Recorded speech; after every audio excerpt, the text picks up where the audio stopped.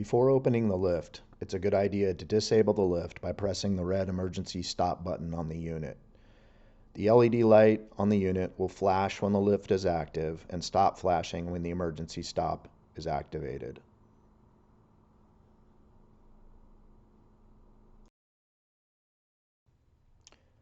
Turn the lift over on the workbench and remove the two rubber feet closest to the emergency stop switch.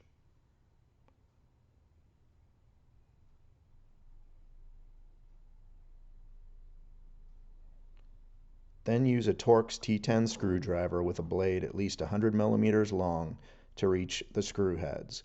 Loosen each screw approximately 8 full turns, but do not remove.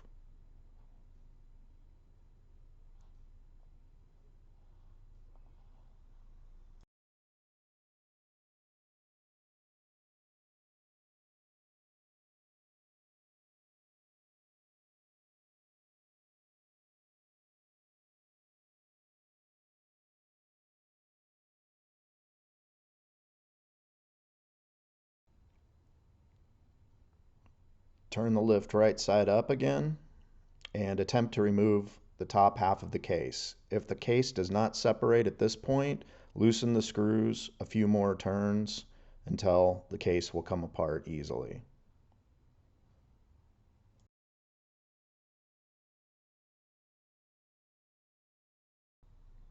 Locate the batteries on one side of the lift. They're pretty hard to miss.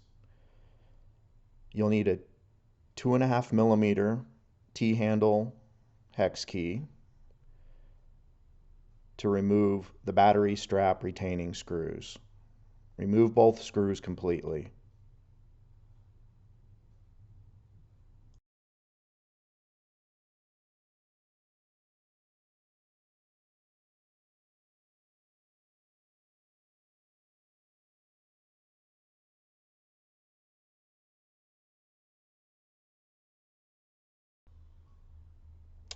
Once the screws are removed, bend the battery straps back to make it easier to get the batteries out of and back into the unit.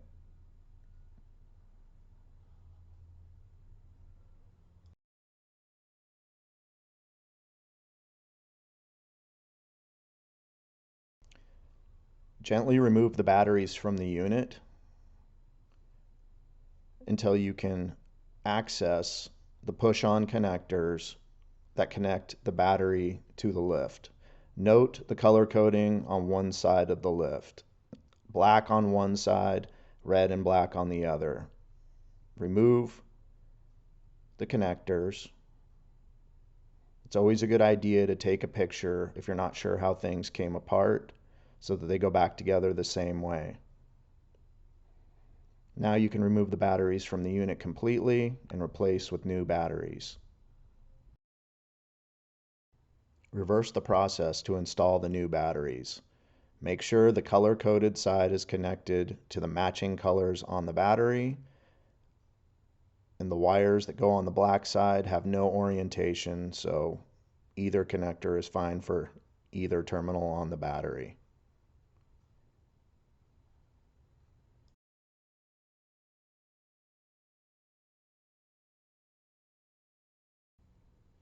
When seating the batteries back into the unit, it's important the battery sits in its perch, and if it doesn't, the battery straps will not close properly and the battery will not sit flat in the unit. It takes a little bit of wiggling, but it eventually finds its home.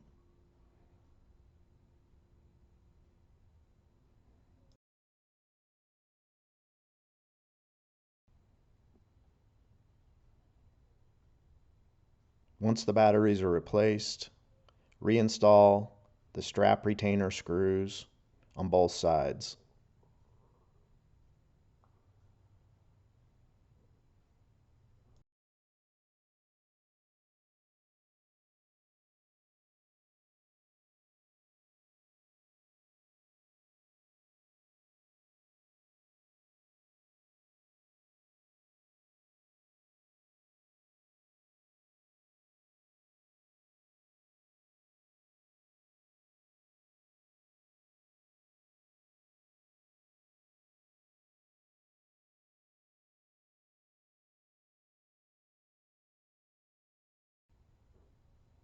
It's a good idea to check function on the lift after you replace the batteries to ensure that everything is connected properly. You can reactivate the emergency stop switch to make sure the LED light is flashing and even perform a function check at this point.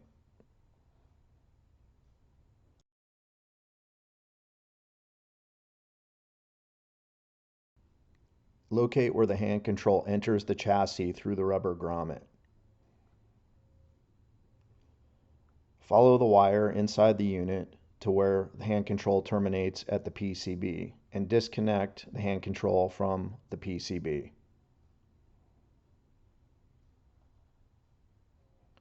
Next, remove the rubber grommet with a needle nose plier or even a flathead screwdriver. Now's a good time to take a picture of how the wire routes through the chassis if you haven't done so already.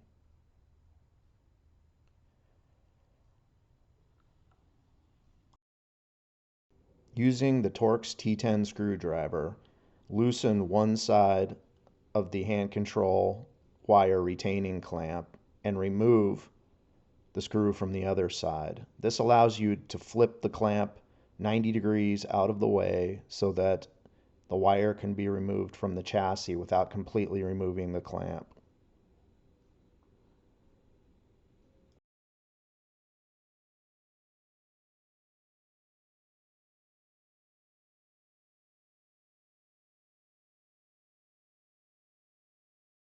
Simply cutting the wire is the easiest way to get the hand control completely removed from the unit. But if you want to remove it intact, you can fold the connector sideways and try to feed it through the hole in the chassis.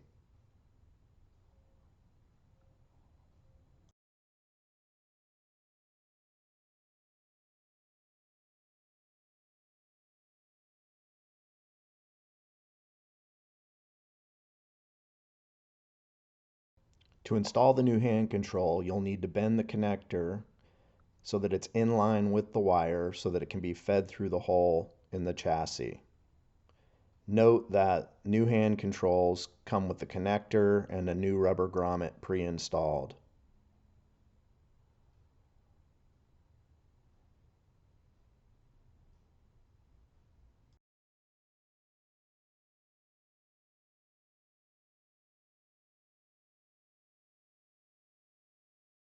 Once the connector's fed through the hole in the chassis, make sure you have plenty of slack to route all the way to the circuit board and reconnect the hand control to the circuit board before you proceed.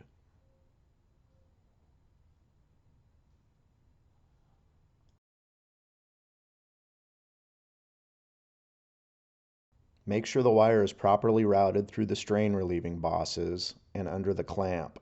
Reposition the clamp and tighten the Torx screws just finger tight.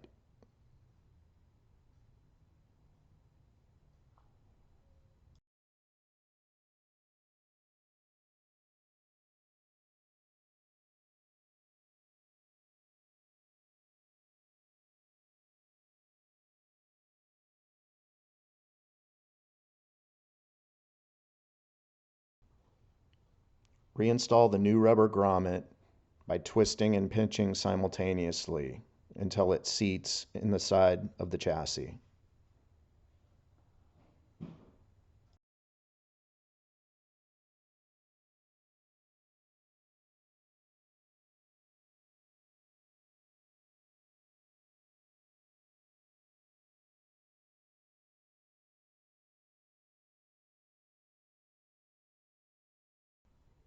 Locate the optical switch on the lift on the same side as the drive motor.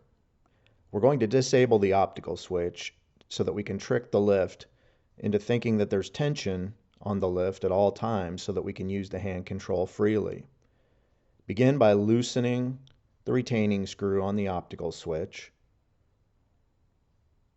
Once it's loose, rotate the optical switch about 90 degrees so that it's out of the way, and then gently snug the screw back up to keep it in that position.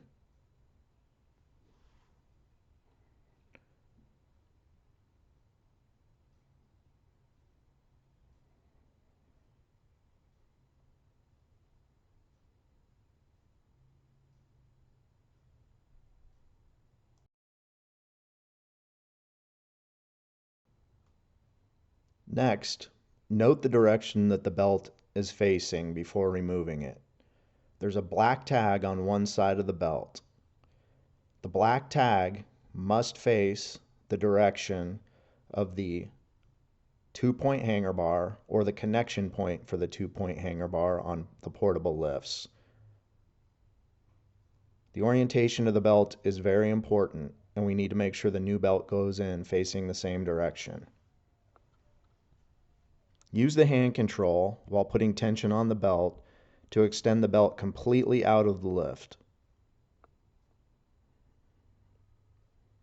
This might take a minute, but keep going until you see the bare plastic spool that the belt connects to.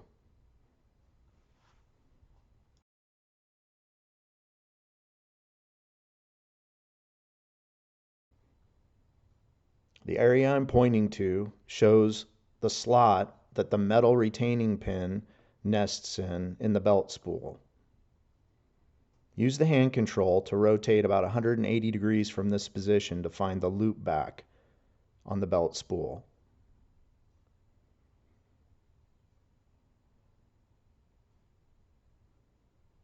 Use a flat blade screwdriver to pry the belt and create some slack in this area.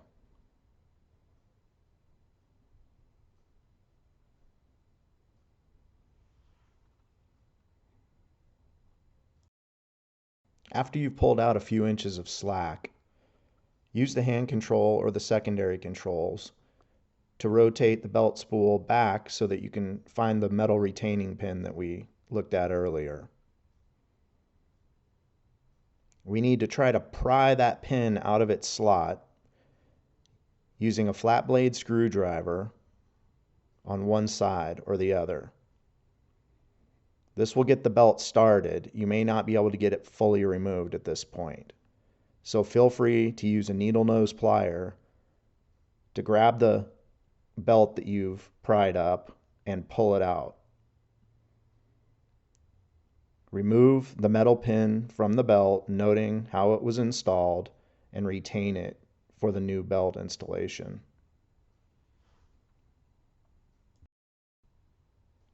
Completely remove the belt from the lift by pushing the end of the belt through the slot that it's coming through, rotating the belt spool around, pulling it through where we created our slack loop,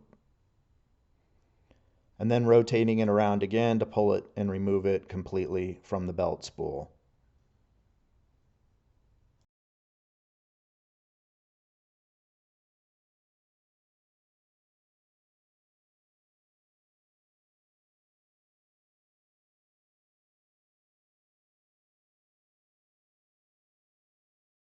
Locate the slot on the belt spool where the metal bar runs across.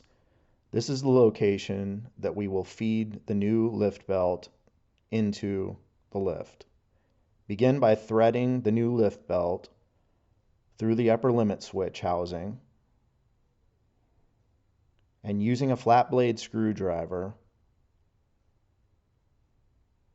feed it into the location where the metal bar is located. Push it through to the other side.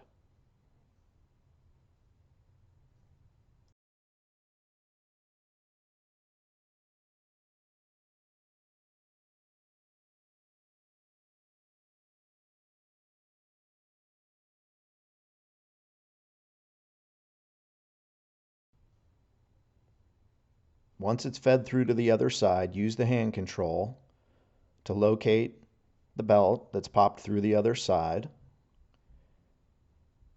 and then feed it back through the adjacent slot towards the previous side.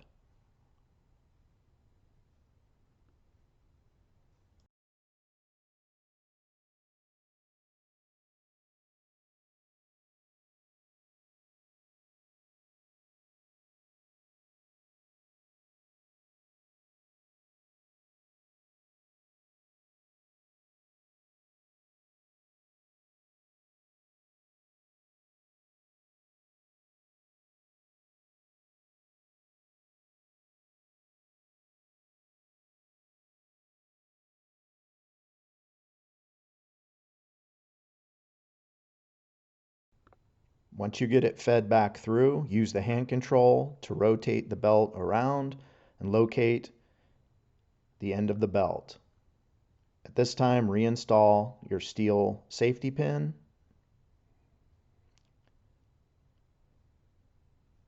Use the hand control to rotate the belt spool around where our loop back is located.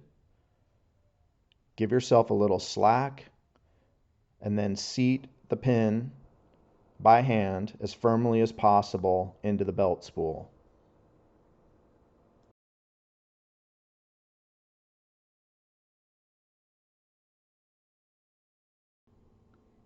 Once the pin is seated, remove all the slack by tugging firmly on the belt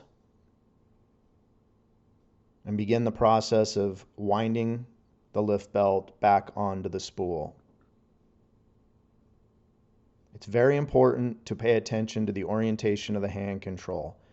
Make sure you push the up button on the hand control to reel the belt back into the lift. Pushing the down button on the hand control can cause damage to the lift, as the upper limit switch will not respond when the belt reaches the end of its travel. Test the upper limit switch with your fingers while rewinding the belt. If the belt stops, then you're going the correct direction. Once you've verified this, reel the belt spool completely into the lift, allowing it to hit the upper limit switch. At that point, it will back off a few millimeters and your belt installation is complete.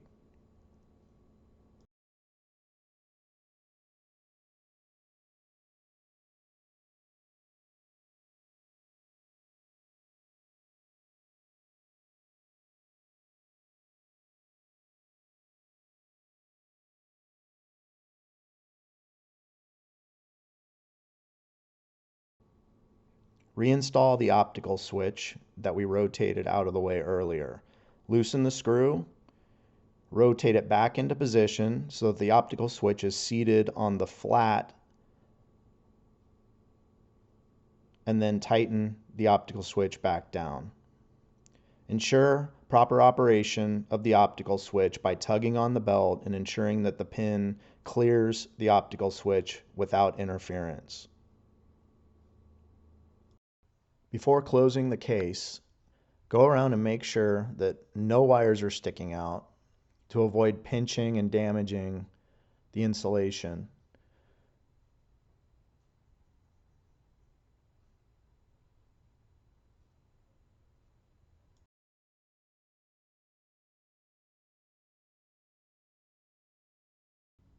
Ensure that the two screw retainers are still in position in the chassis.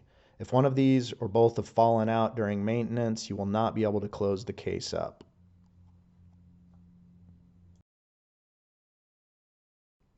Reinstall the top cover by aligning and then pressing firmly all the way around the case until you hear a pop sound. This indicates that the case has closed and seated.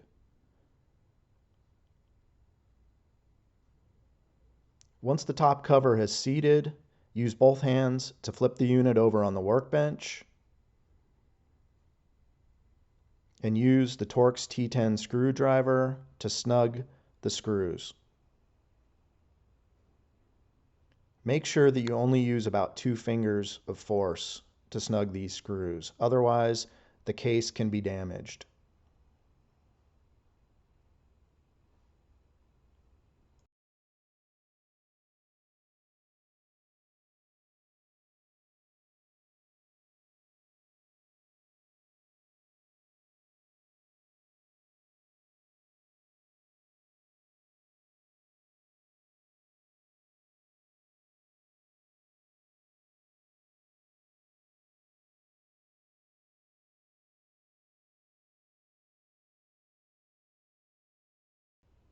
Replace the rubber feet that were removed at the beginning of the procedure.